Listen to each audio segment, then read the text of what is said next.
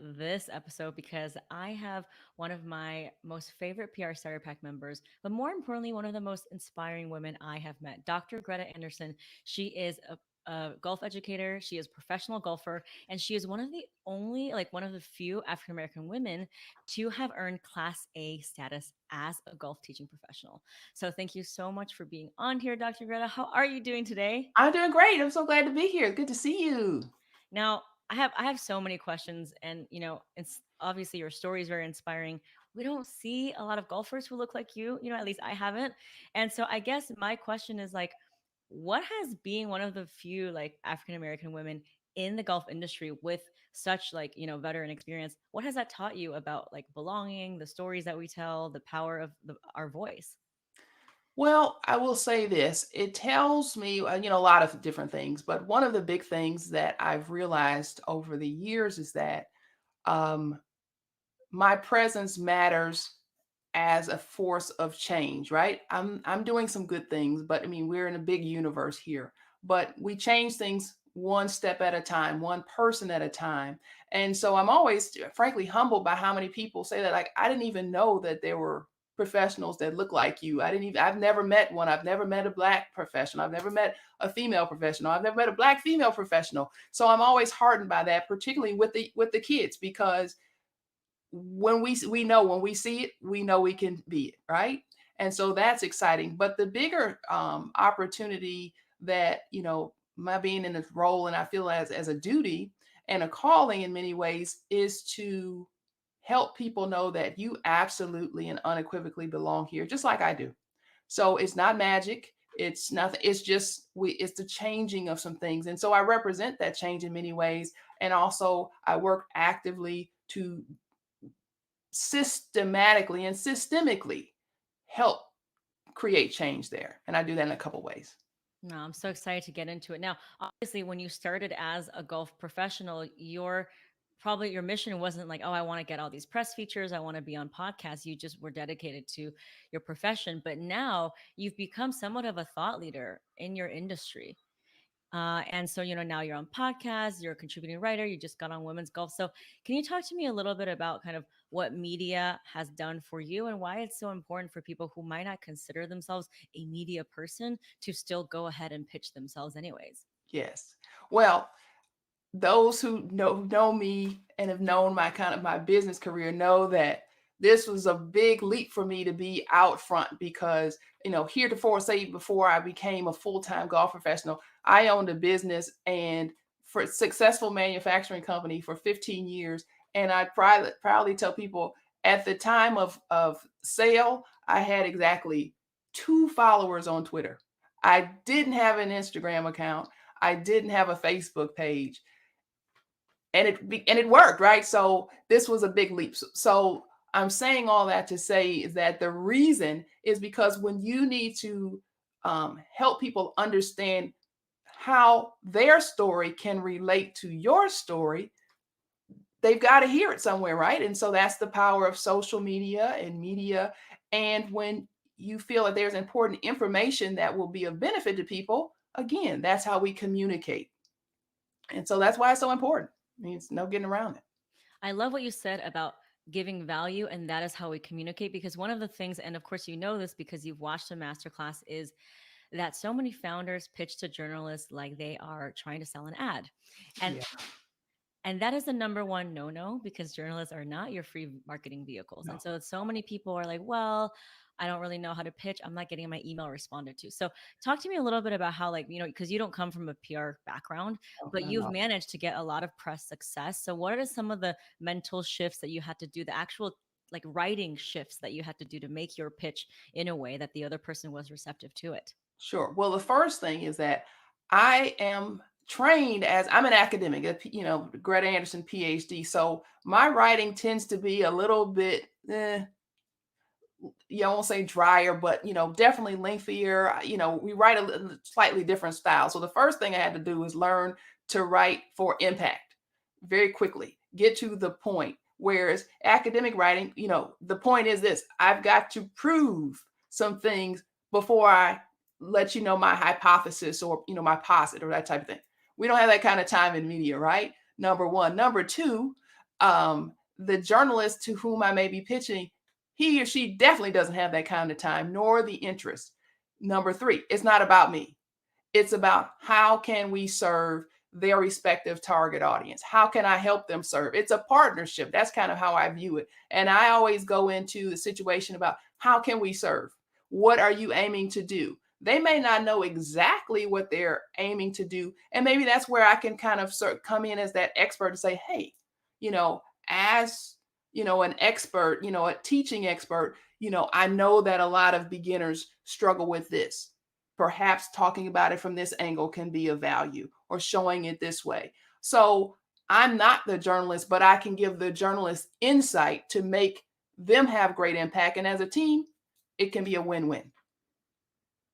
Someone obviously watched a master class as well, because I definitely talk about this too. And I think another objection that a lot of early stage entrepreneurs have is they say, Dr. Greta, I don't have a PhD. I haven't been in the field for longer than 5 years. What do you have to say to that? And they still want to pitch. I know I have my answer to that, but I want to hear it from you. What would you say to them?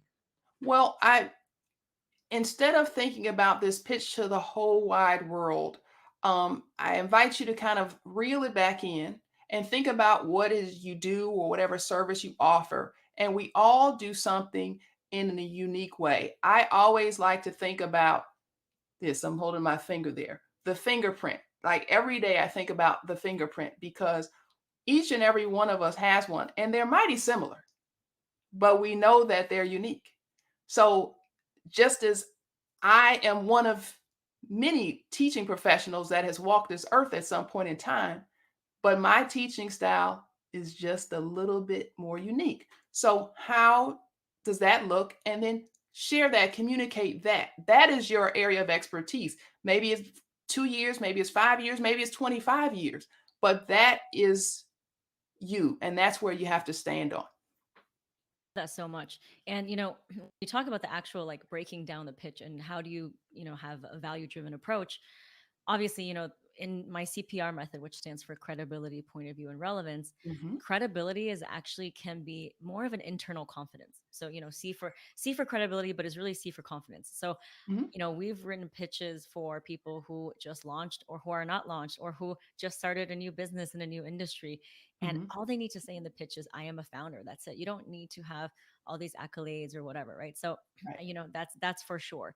And then in terms of the point of view, like what you said is, what is your unique thing that you bring to the table? So maybe Mhm, for mhm. golf, and the one that we wrote, right, is like three Right. ways that like golf clubs and golf communities can truly be more inclusive. And here are the actionable Mhm, steps. So can mhm. you talk to me a little bit more about kind of, how whether it's the CPR method or just being on media has taught you about like writing, because you said you were used to write in an academic way, whereas now it's Mhm, completely different. So what are the like what does a mhm. pitch look like, the length, what have you learned? I learned that the pitch needs to be just right in terms of length. I don't have, I'm not that refined yet in my crafting. I'm not as good as you. You do it so well and so fast, but I'm working on it.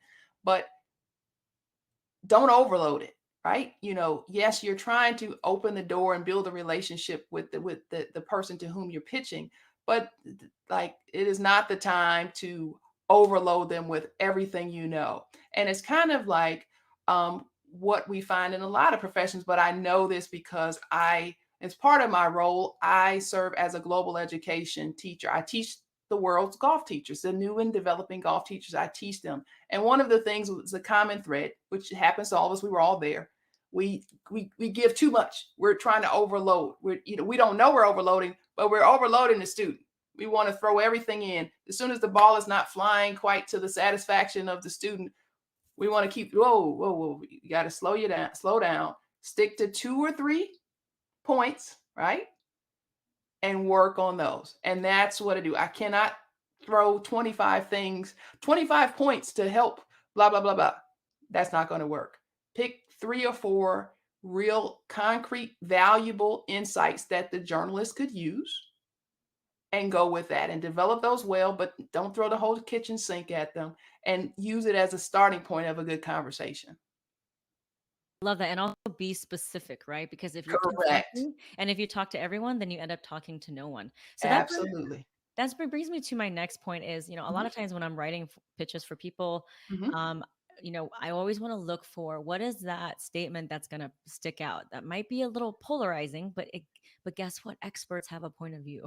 That's right. That's right. So where do you draw the balance between like if someone is afraid to make a statement that might be polarizing, but then at the same time they need to step into that role of an expert and they need to have a point of view. Well, I think that that fear of polarization and some of the objection that can come with polarization gets nullified, at least to an extent, if you know precisely and feel strongly about who you're serving. For example, on say, my YouTube channel, I post pretty regularly and have a, good little following there. But sometimes, and I have to, be careful because, I'll get these comments, like that's not true. Well, I may not be speaking to that person. So it may not be true for him or her, but it's true for my target audience. And I have to honor and stand up for her, all the time. This might not be for you, and that's okay. You may not even like what I said, but she needs to hear it. And so I'm okay with saying that and, go ahead, throw a dart, figuratively speaking. Am I okay with it? You just kind of have to be okay with that. You're not going to please everyone. It's a metaphor for life. You're not going to please everyone.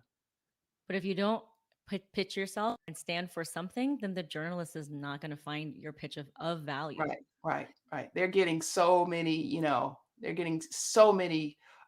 requests and, pitches. If it's not of value to them and a specific audience, no, it's not Yeah. happening. And one of the things I know is like if you're going to be, the pitch that we worked on is about, how can the golf industry not be known as the widest sport on earth?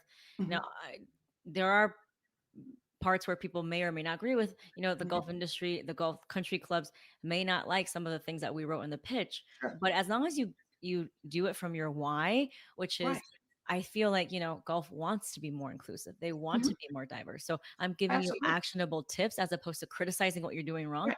That Right. is how we write the pitch, right? So can you Right. talk to me a little bit more about like the actual pitch in terms of point of view and like how can Sure. someone start to come up with their own point of view? Sure. I mean, that pitch is comes from for me, if you will, I'm passionate about my love for the sport, getting people involved in the sport, truly diversifying the sport. So it comes from a place of love. But the truth is the truth, right? So we can only, as Dr. Maya Angelou always said, when we know better, we can do better. And it's as simple as that. I'm not saying that you may not be aware of this, but I'm coming at looking at things from a slightly different perspective. So I just want to share my informed perspective and help to add value to that. So again, it's not at all a criticism. I mean, but one of the things, like for example, in my background, yes, I've taught at, clubs where you can, beautiful facilities, everything you could ask for. But my great passion, and I love teaching everyone, helping golfers of all skill and experience levels, but I love bringing brand new people to the sport. Unfortunately, you cannot bring, as we say, people off the street into a private club.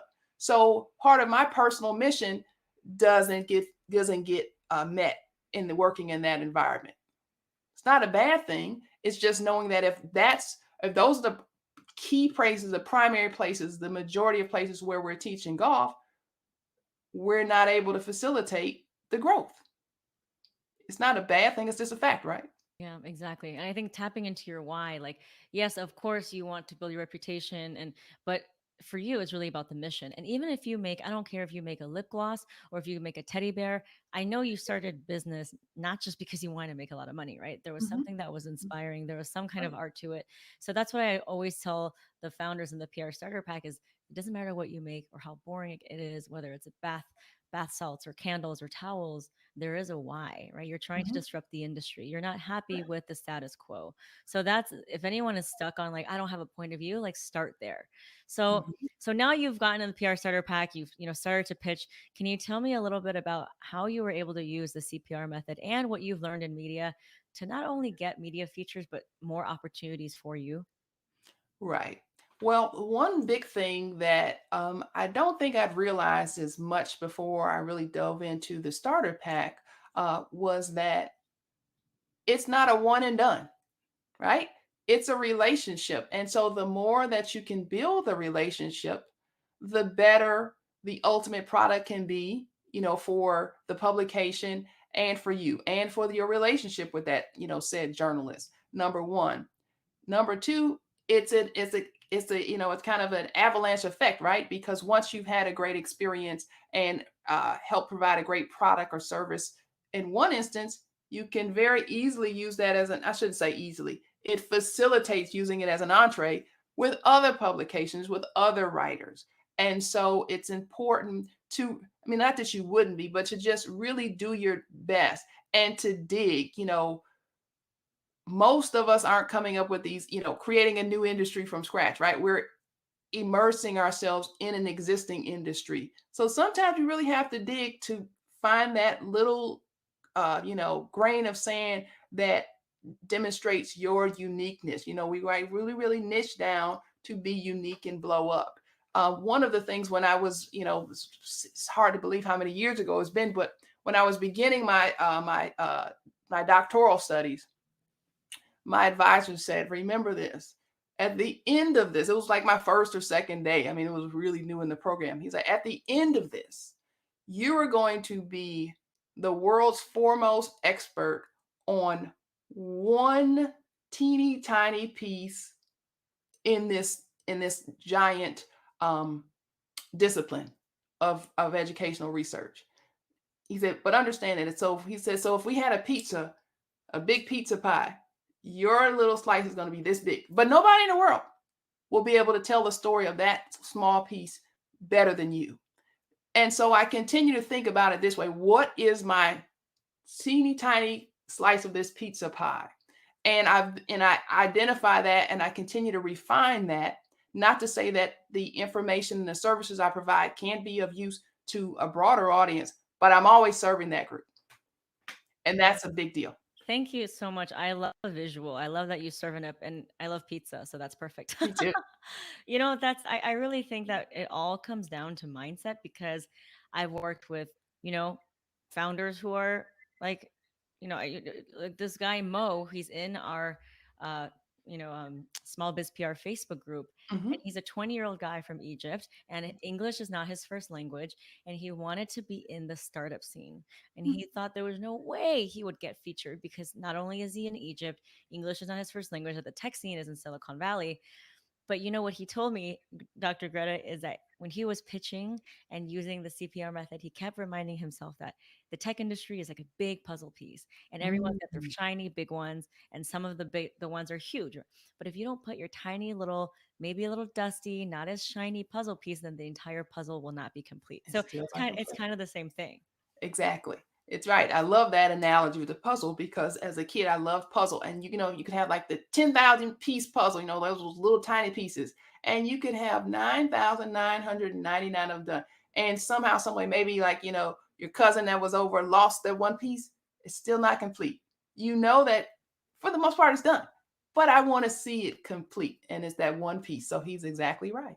Yeah, and it's your divine duty to share it. And look, as founders, we're all a little narcissists, right? We all think that, like, because I'm a founder too. Like, we think our thing is the most unique. And honestly, Dr. Greta, what, like, your mission, and you are very unique in your industry, but yet you still got rejections. Not like every single person you pitched to said yes. Oh, So no. how do you tell people, like, what is one thing you want to tell founders who are afraid to get rejected, or they think they're getting rejected too much? You have to become comfortable with you. I mean, I know that's a big statement, but I can use myself as an example. If you go on, on the internet, as they like to say, and you look around, there are a lot of, my colleagues, highly qualified, telling you how to do this, how to do that. And I could, and I've done it. I'll be, transparent here. I've shot more than a few videos where, some of them I've put on, on my site. Some of them never made it to that where I go like, that's just me trying to be too much like, eh, you know, I don't teach that way. I have my own style, my own isms and that type of thing. I have to be comfortable with this is how I do it. And there are people that love it and be comfortable in that. As again, it kind of goes to that, if you will, polarization. Everyone's not going to love you. But the people that do will notice your heart. They will notice your genuine passion for service to them, and that is upon the basis upon which you can build great things. Love that energy. And so you were pitching, you didn't get all the responses, but tell me a little bit about what it felt like to get the first one and then the second one and that transformation it felt for you and the kind of the window that it opened up where you realize like, wow, this is not the end. Like I can keep going and keep impacting more people and pitching more and more and more. The very interesting thing is that oftentimes the publications or the journalists will give you great insight into what your strengths are. Because the one of the reasons it's important to utilize social media is again, you never know who's watching. I'm always amazed when someone says, "Oh yeah, I've seen all of this. I've watched this. We've done this." Really? Big brands are just run by people, right? They're just people with laptops and iPhones and stuff like the rest of us. They are watching. And so the world has flattened in many ways. So your opportunity to partner and create real impact for a brand or a publication is real. And not only do you know it, they know it. So when you're making the effort to create a media output, remember that, be genuine, but remember that you can have a real impact, and that goes a long way. And so what that's kind of how I learned a couple of times. It was like, hey, we see that you do this really well. We enjoy all of your content, but this is really where we feel like we could really partner. And as I step back objectively, because maybe that's not really what I was hoping or initially thinking of how to partner with, a brand or whatever the case may be. When I go back and look and even at my viewing my metrics, because my numbers are important, that what they were saying pans out, it bears fruit. Like, oh yeah, this is really how I most resonate with people. So once you see how you also resonate well with people, be comfortable enough and agile and flexible enough to move in that direction. Doesn't mean that you can't do the other things, but give the people what they want, right? Won't know unless you start pitching, clarifying your message, and just Exactly. keep chipping away at it until it's so crystal clear. And when I first work with founders, and you know this too, is a sign that they haven't really done like all of the methods is if their pitch is really long and they're overstuffing it because they don't know exactly what is their one unique puzzle piece or one grain of sand. So they just want Yeah. to throw everything in there. Yeah. I mean, my feeling is, it's very weird because I'm in front of strangers many hours a day, right? I teach new people all the time. So speaking is not a real issue for me, speaking in front of people and, having to present and that type of thing. But it was weird when the first few pitches, I mean, I would literally have it all set and I would sit here like tapping on this, the send button, like, I'm really nervous. I'm really nervous. I mean, I was surprised at that, but not that I'm still not nervous and I'm always going to cross my T's and but I go like the worst that they can say is no. Send, boom. Everything you want is on the Yeah, other side of send. That's what Vincent says, and he got on to so many different things. So why don't you tell us now? I mean, at the end of this interview, sorry I didn't ask you earlier, but it's okay. using the mental tenacity and the persistence, and obviously the PR starter pack, like what kind of features and opportunities have you had? Well, I've had the opportunity to recently be published in golf.com, which is the online partner and you know half, if you will, of Golf Magazine, which is one of the world's premier golf publications. So that was really a big deal. I've been featured in a few articles over the past year and a half. And they also had used a couple of my YouTube videos as bases for a couple of articles. So this time, when they invited me to actually do the full writing, I was really excited and honored to do that. And hopefully, we have about 2 or 3 other articles that should be coming down in the queue with them. So that's a big deal, and that's really exciting. I'm a contributor, an expert contributor with Women's Golf, which is the largest online magazine and digital magazine and portal for women in golf. So that's a really big deal because they do a tremendous job with their community because they have a really great community. I think 56,000 women active. I mean, they have a large, online, Facebook community, a whole bit. So it's really cool to be featured in there. I love that. And um, also with a great brand. I've used them as a competitive golfer, but I've played with them for years. So it's I try not to, or not try not to. I don't believe in pitching for the sake of pitching to products. It's something I believe in, and I know it can add value to my clients and other golfers. And so, Seymour putters, love them. We agreed to a great partnership where, I'm also a certified Seymour putting instructor, that we'll be talking about obviously the advantages of Seymour putters, the way they're designed. They can really help golfers of all levels, from tour level to first day golfer. But really, my target audience, this is it's just the best. So that's exciting because we'll be able to do lots of great things for them. So these are, and they saw that. Important point. I've been using Seymour for years and had a relationship with them in the past, but it rekindled because they saw me on a golf.com instruction story that I'd shot early this winter for golf.com. So PR and press is so much more than just the logos, right? It's Yeah. bringing more people into your world and spreading your message. Yeah. So now you have, all you have the golf.com, you have women's golf, you have secured brand partnerships. What else are you trying to, what else are you going to pitch? Like, what is your like dream now for like, in terms of media features or podcasts or what have Yeah. you? Well, I've been, kind of sounds kind of hokey, but my mission is to bring 10,000 early stage uh, golfers, women, fully into the game, confident, awe inspiring swings. And here's the thing, what I know is that unfortunately there's only so much daylight, right?